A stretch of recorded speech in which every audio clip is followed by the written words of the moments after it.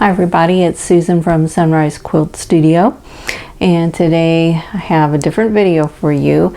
I know I've been offline for a couple of weeks, probably about 3 weeks now, and that has to do with working at the cabin. We've had some cooler days the last couple of weeks, so whenever the temperatures drop, we're out at the cabin working. So we're trying really hard to get that completed by the end of the year so we can move in. But I wanted to show you the quilt behind me. This is Star Spangled Quilt. It's made with Star Spangled Beauty by Kimberbell for Maywood. And I did film, at least I thought I filmed the process as I was going through it, but I have since lost about half of the footage, so I don't really have enough to do a whole tutorial on this quilt. But as you can see, it's pretty simple. It's you know, these connector blocks, which are Lemoyne Irish chain blocks, and then just some various 8-pointed star blocks. So it's not complicated, but I will show you some pictures here. I'll just pop them up. They'll probably be on this side, but I'll pop up some pictures for you so that you can have a close look at that. Turned out really nice. It's 75 inches square, and I have a 2-inch,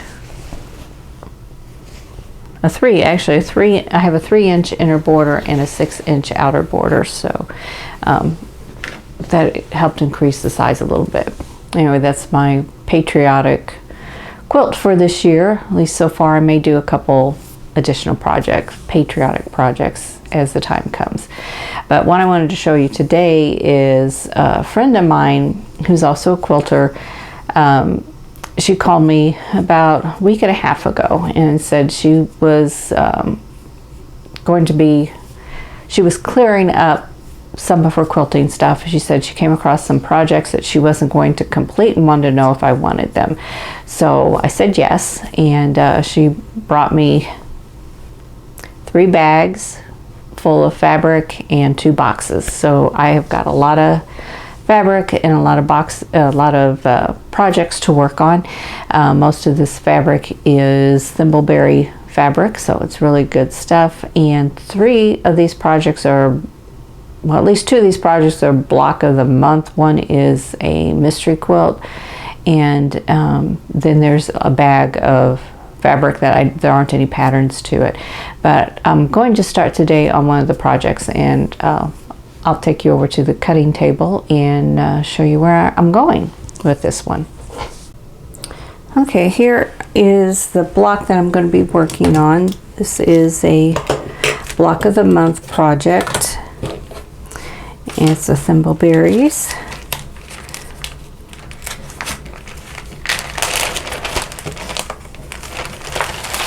And she had everything up in nice a bag, and I believe this might be the way the quilt shop packaged this, and I believe she got all of this from our local quilt shop.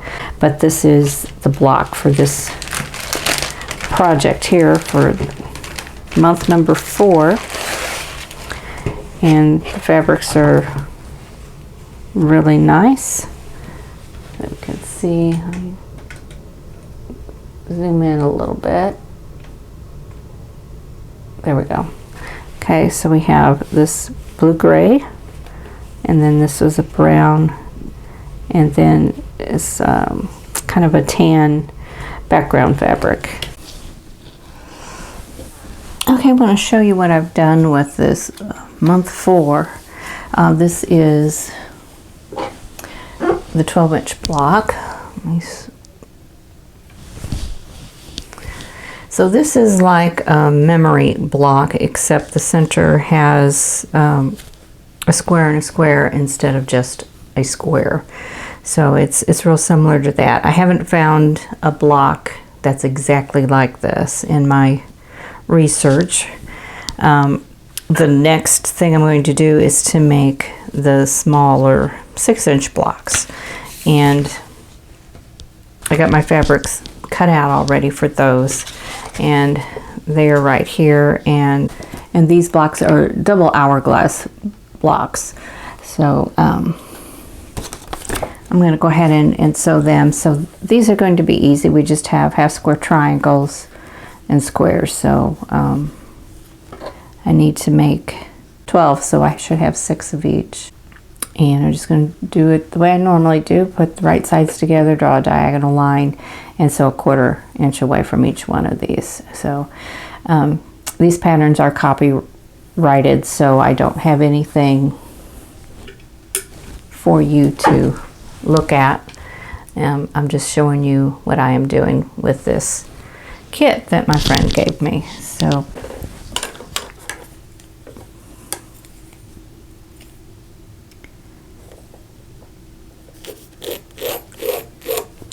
I'm going to go ahead and stack them all and mark them, and then do all the sewing all at once.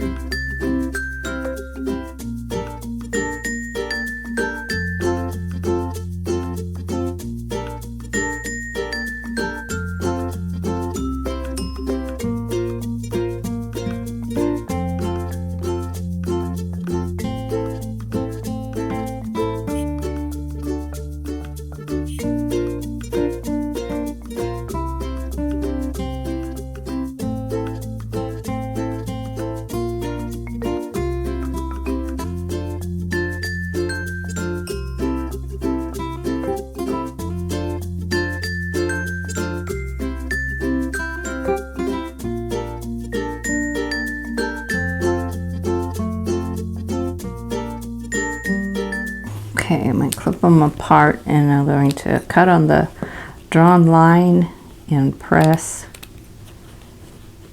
And then I'm going to lay pieces out and sew these blocks together.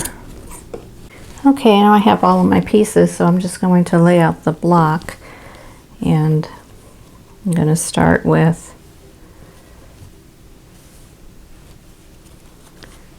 that square, and then we'll do, making sure I get everything turned the right direction.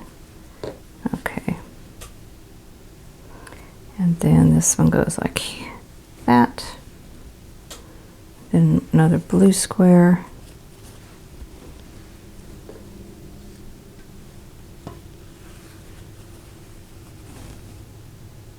and a triangle background,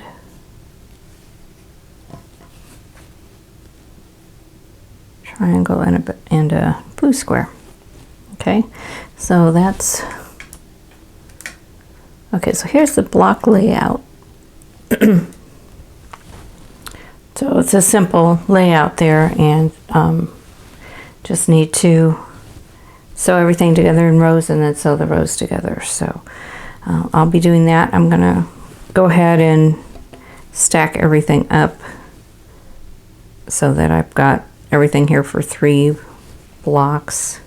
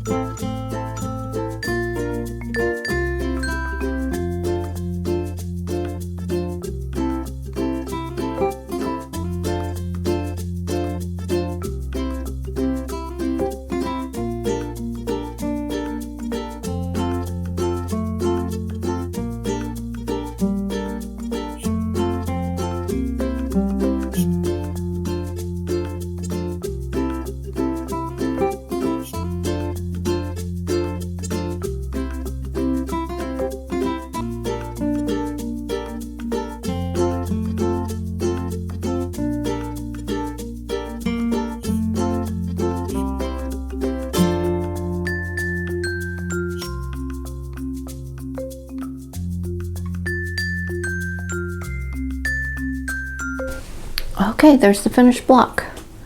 So that was really easy. I just have 2 more to go.